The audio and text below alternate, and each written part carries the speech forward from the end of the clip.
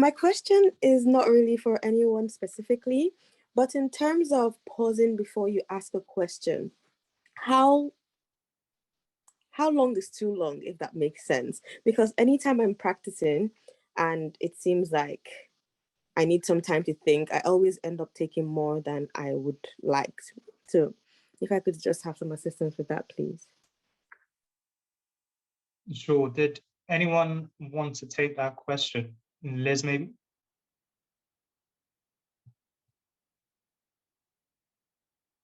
Shehraz?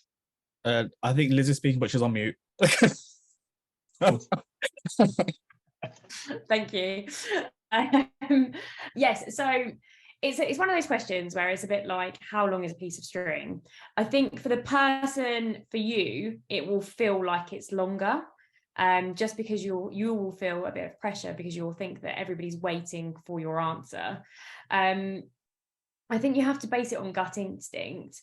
Normally, it's just enough time for you to jot down the bullet points or the key points of what you're going to say should be sufficient. I haven't actually ever sat down and thought about it though, or timed it. And I don't think a panel is going to judge you too much if you take a little bit longer.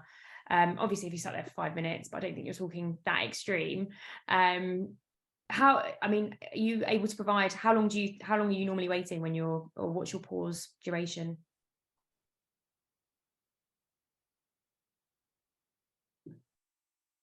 Oh, I don't know if they're back on mute. So, but yeah, I think that I don't know if anybody's got anything to add to that. I don't think there's a set limit. And just whatever feels right for you to answer the question.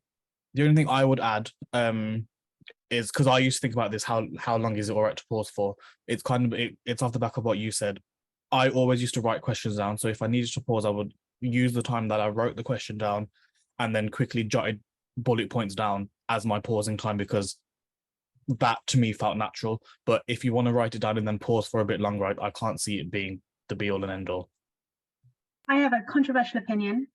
I work with a chap called Aaron Mayers, who is the co-founder of BTB. He's a commercial barrister at 3PB. And Aaron has the longest time between you saying something to him and him answering that I've never encountered anything like it in another human being. But the power of that silence, because the entire room is waiting for what Aaron is going to say. It doesn't come across that he doesn't know what he's going to say.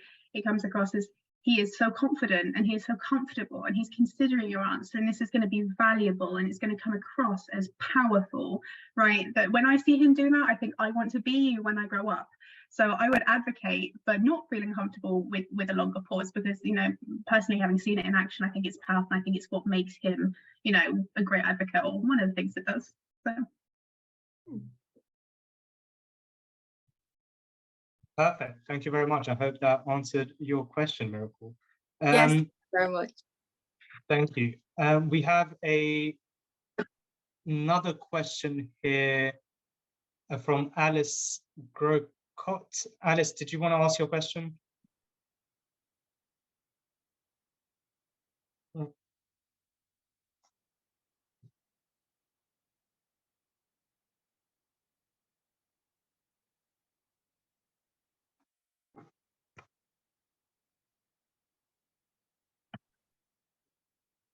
Right.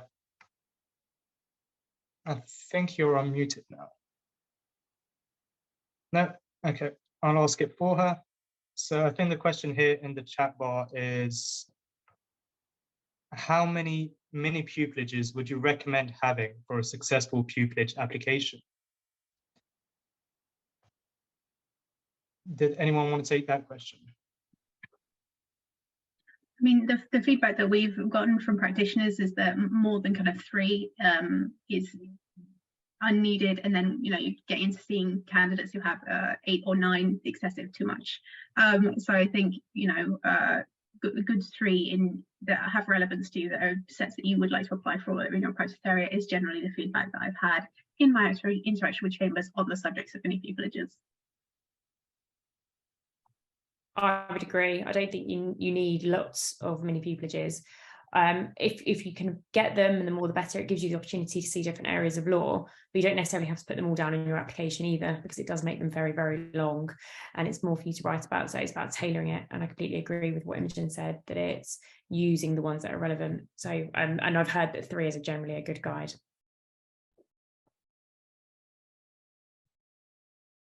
Perfect. Thank you very much. We have one more question in the chat bar that asks, how did you know that you wanted to become a barrister? Shehraz, maybe? Okay, mine is going to sound very cliche, because I feel like everyone says this, but it is literally like, because I absolutely love arguing with people. There is no greater satisfaction than arguing with someone and ending up being right. So that was why I knew from kind of very early on that, yeah, this is what I needed to do. And then beyond that, building on that, it was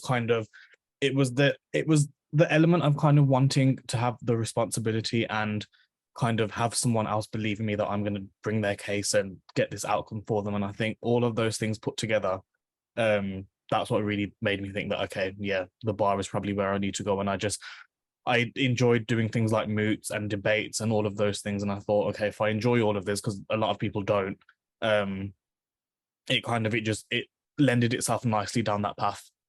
So yeah. I think from my perspective, I'm quite cliched, because my parents didn't go to university, but my dad always had high aspirations for me when I was born, and said that he wanted me to be a barrister. I always ummed and ahed about it, and actually I didn't get very good A-levels. I didn't get an offer to go to a very good university, and a lot of people told me that I wouldn't make it as a barrister as a result of my education. So it was something that I wanted to do, because I wanted to be an actress in an ideal world, but I wasn't very good at that. So I wasn't really sure what else. My dad said to study law, because it's a good base degree and you can use it for doing different things. You don't necessarily have to do, you don't have to go into a career in law. But once I started going to courts just to observe, and when I obtained my first mini pupilage and what it was like, I realised that I didn't really want to have an office job, and I really liked going to court and the variety of it. I also like the self-employed aspect. So there were many perks of being a barrister, which other careers just didn't offer.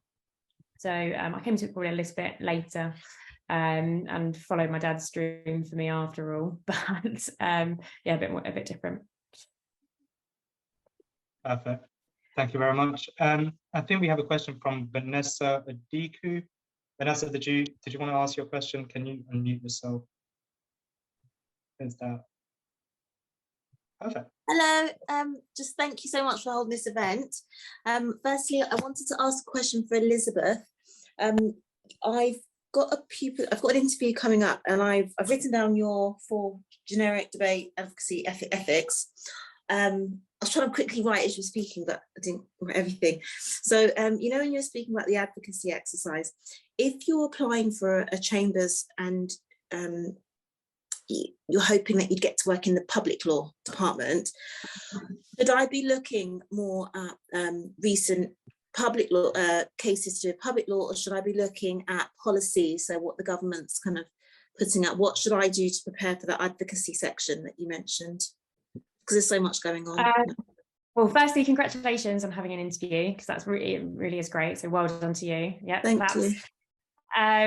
Now I feel a little bit out of place answering this, because I don't have a public law practice and I'm not involved in public law recruitment. So in our chambers, although we're a common law set and anybody that's taken on would be involved in immigration, we have a more broad approach to our application. So we're not specific to public law.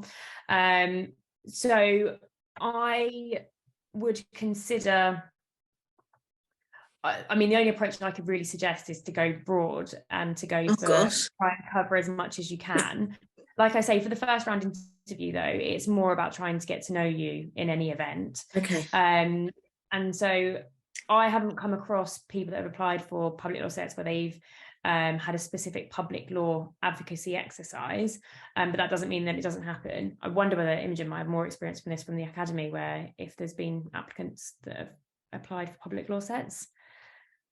Yes, but we're in the pilot year, so the feedback from that, I don't have it yet, but I'll let you know when I do. I wonder whether we could, Aaron, is it possible to put Vanessa in touch with Chelvin? Yeah. For just a public law questions, because obviously Chelvin practices in public law, he's an immigration barrister, so public law and human rights, so he may be able to give you some more tailored answers to that question, because I feel like my answer is a little bit naff for that one, and I'm sorry for that. No, just because there's so much, when you were saying to prepare, and I get what you mean, prepare, but there's just so much going on, because I was looking at recent cases, and then Michael Gove's put out all this nonsense, or policy, sorry, nonsense, but I take more proud of him. But there's lots of policies coming out, and then there's just so much going on. So it's like, how do you choose which one to read? Having a general understanding of the areas that are relevant will give you enough to be able to articulate arguments. But I mean, like I say, chambers are different. Have a look on the student room.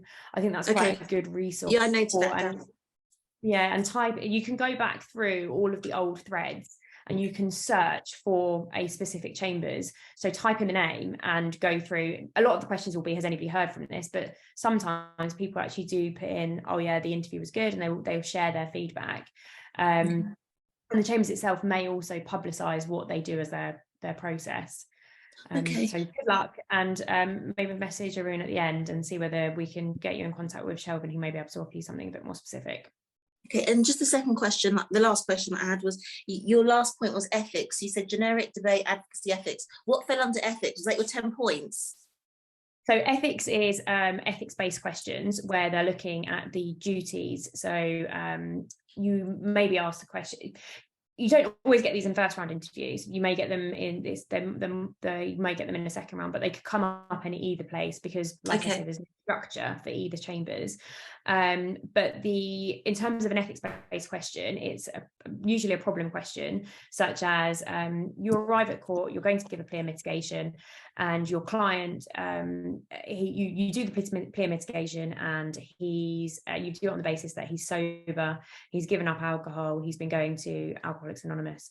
But after lunch, you come back and you're waiting for the determination, and you smell alcohol in his breath. What do you do? And so you've got to consider what ethical duties are at play and how you deal with that situation. That was a made up scenario, by the way. I don't know whether what actually happens in that situation. I'm not a criminal barrister. I'm sure Shehraz will be able to help us, or whether in fact that's an ethical debate at all. But those are the sorts of things that you would be looking at. Or for instance, your client tells you that they did it, and then they ask you to tell the court that they didn't. Your underlying duty to the court is you can't mislead. Your overriding duty is you can't mislead. So that would be your answer. So those where dealing with ethical principles. Right, okay, thank you very much. Good luck for your interview. Perfect. Gosh, I'm nervous, but thanks. Yeah. Good luck. We've taken a note of your questions, so we'll get an answer over to you from Chelvin, probably through social media or something like that. So keep an eye out for that. We have a hand up here from Anton Doyle. Anton, did you want to ask your question? And feel free to turn on your camera. It would be great to see some faces. Hi there. Thank you everyone for putting on this event. My question's to Shehraz. I've got a CPS interview coming up very soon. I've had the topic and sort of some sort of general overview of what the interview will be like, but I just want to hear what the interview actually was like and what it entailed. Okay, yeah. So I'm going to be very general, because I remember when I got my interview invite, there was like a massive line in bold that said, don't tell anyone what's going to happen. So I'm going to be very, very general. Okay. But so you'll have your assessment at the beginning, which will be based on whatever topic they've given you. So from memory from mine, they don't tell you what the actual assessment is. They just tell you what area you need to go and research and know about. It will be something based on that. Then you do that. That takes up the first portion of the interview. Then from there, you go straight into the actual interview. So they split it into general competency-based questions, where it's like, can you give me an example of a time where you've done blah blah blah, and then there's strength-based questions at the end. So the competency-based things, they will have either emailed it to you, or it will have been attached to the actual advert when you applied. It's the legal trainee scheme, like candidate pack, and then there's one for barristers, one for solicitors, and then in there'll be a link to the behavior framework. So the questions that they're going to ask you are all going to be based on the CPS behaviors. Off the top of my head, I can't remember what they are, but the thing to expect is that they're going to want you to give examples of times where you've exhibited those behaviors. So you need to think of some examples that fit under each of those headings. And they don't have to be work-based examples. They can be from studying, they can be from kind of wider life experience. I don't think you have to have had work experience to answer them. It needs to be an example that shows you understand the behavior that they're looking for. That will be the bulk of the interview, and then towards the end they'll have something called strength-based questions. So these are where they're not necessarily looking at a specific example of a time when you've done something. It's more they've got certain strengths that they want you to exhibit, and kind of they're asking questions to see how well you understand them and how well they would operate in practice. So there's also the same way there's a behavior framework, there's a strength framework as well. If it's not linked in the barrister candidate pack, then just Google CPS strength and it'll come up. It'll be the first or second option. So the key thing I would say is just make sure that you've got examples that fit under the strengths and under the behaviors. And then from that, you can kind of preempt what the questions might be. I know that there's some resources out there on like, what's it called? Glassdoor, I think it is. I know Glassdoor has some stuff that's helpful. The Student Room as well. And then I think if you go on YouTube, there's people that have spoken about the interview. It won't go into kind of detail about, oh, this is what I was asked. I was asked this because you can't do that. But it'll be some kind of general overview as well. And then at the end, you'll have the chance to ask questions if you've got any to ask. Okay, brilliant. Thanks. Thanks so much for that. No worries. Thanks, Shehraz. We have another question in the chat. Imogen, this one's for you. Is there any opportunities that are open to those unsuccessful in getting a place in the academy? So at the moment, because the academy was a consolidation of our prior programs, our kind of non-academy opportunities are more limited. However, we do have resources. So we're launching something called a diversity directory. So we'll be indexing all of the chambers in the UK, which is a massive undertaking, and we'll be giving them a diversity rating, and we'll be giving them, we'll be advertising, things like wheelchair accessibility, stuff like that, and their background and stuff to make it easier for you to discern, where you might go, who you might like. We're also launching a resources hub. So this is going to be a legal dictionary for all the opportunities you might need as an aspiring barrister. So they're going to be things like mini pupillage windows, pupilage windows. We're going to have pre-recorded workshops, stuff like that, that you can access via the resource hub. So those are our only kind of resources that we have at the moment, but in terms of programs, not yet, but stay with us. Perfect. Thank you very much. I think we have another hand up from Gabrielle Coates. Gabrielle, did you want to ask a question? Yes, thank you. So I have been offered a second round interview, and I've never had one before, and I'm terrified. Thank you so much. But I don't really, so I've got two parts of a question. Firstly, a second round similar to a first round, or how are they structured? And then secondly, have you got any tips on how to prepare or how to go into a second round interview? Thank you. So again, it's difficult to say because every set is different, so a lot of the things that we've already covered will be applicable to your second round. So if you didn't do an advocacy exercise, it's likely that there would be some kind of advocacy exercise in the second round, because I'm not aware of any chambers that doesn't have an advocacy exercise or some kind of debate question where they can see how you argue. But I may be wrong. That was just my experience. I had one in at least one round, whether that's first or second.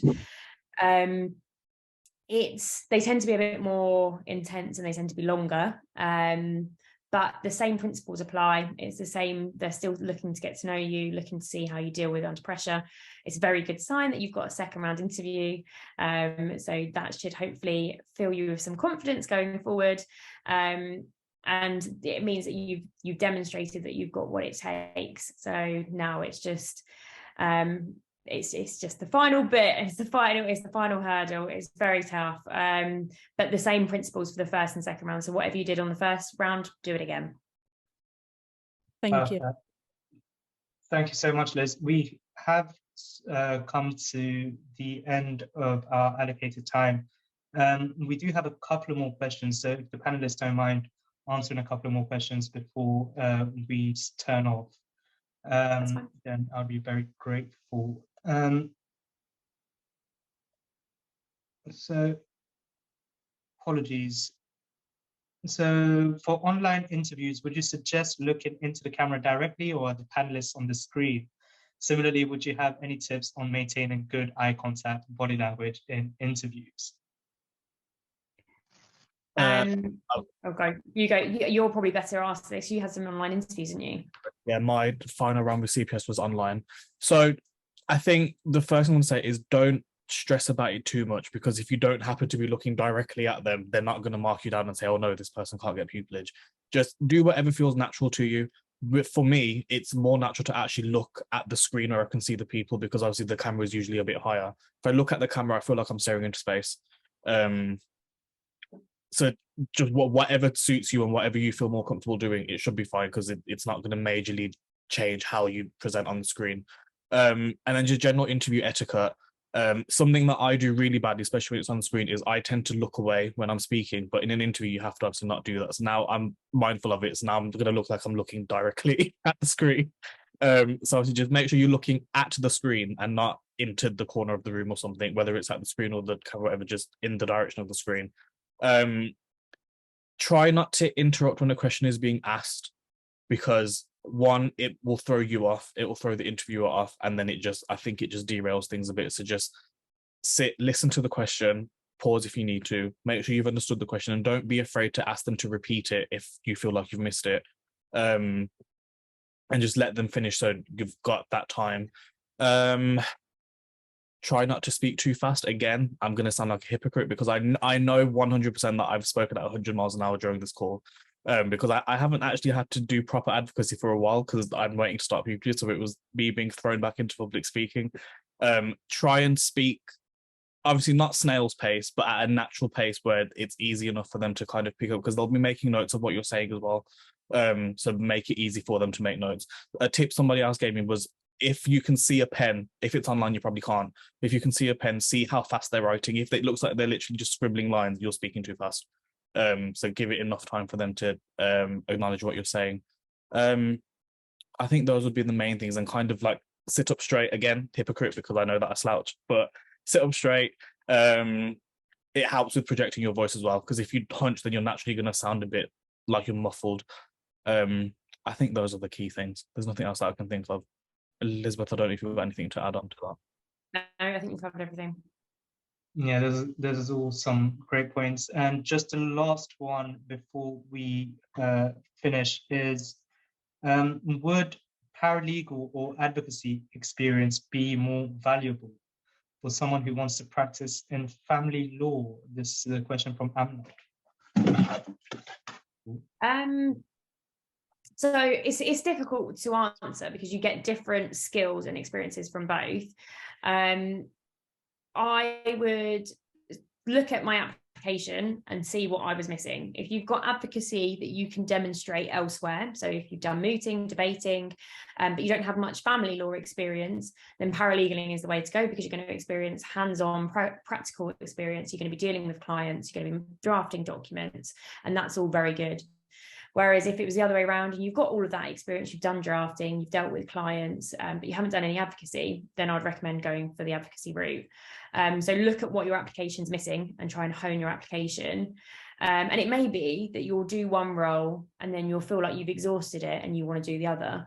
There's nothing to say that you can't do both. You don't have to do one up until you get pupillage. You can always mix and match. And it may be part of your refining process for not, maybe you didn't get pupillage this round, but maybe next round, that's what you'll do. You'll change career, like you'll change your interim career. Perfect. Thank you very much, Liz, for that answer. Unfortunately, I think we've run out of time for any more questions today. If your questions have gone unanswered, you can always email us at abtamilllawyers@gmail.com or info@abtl.org.uk, and we'll try and answer your questions either through social media or some other form. I once again want to thank Elizabeth Fisher from 33 Bedford Row, Imogen Sheriff from Bridge and the Bar, and Shehraz Hussain, future pupil at the CPS, for their contribution from all of us here at the Association of British Tamil Lawyers. I also want to thank all of you today for joining the session and asking your questions. I wanted to take this opportunity to flag our next initiative for aspiring barristers, which will be our mock interview panels for second interviews. This was run successfully last year with in collaboration with our corporate partner, 33 Bedford Row. So please keep an eye out for announcements around this. You can follow ABTL on all social media channels. There will be limited spaces, so please try and be prompt in responding to any call-outs. I also want to thank our ABTL intern team who've done an incredible job in helping organize this event. As mentioned, the Q&A portion of this event will be made available publicly. And lastly, thank you from all of us here at ABTL. Thank you very much. Thanks for having me. Thank you. Have a good evening. Bye-bye. And Good you. evening, everyone.